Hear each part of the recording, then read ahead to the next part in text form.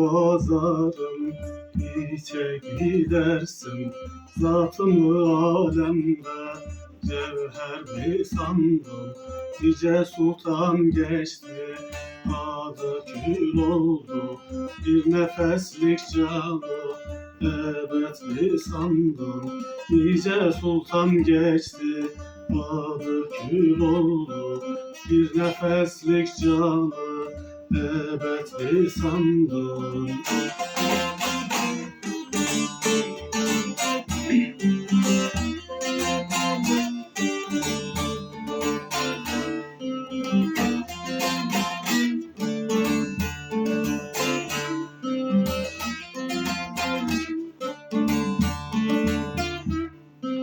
Bir gün terazide biter bu sözler, ağırlığın neyse odur işte özler.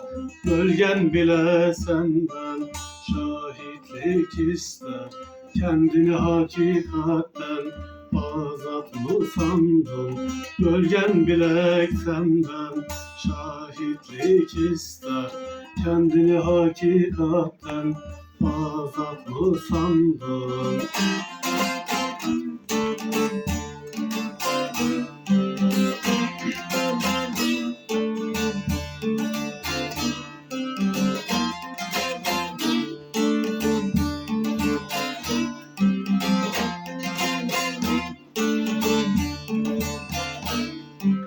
Kırık kalp giderken arşa niyaz, semada melekler dönerken pervaz.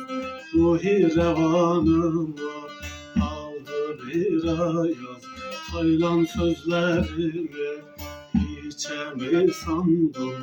Ruhi revanımı aldı bir ayaz, haylan sözlerimi hiçe mi sandım?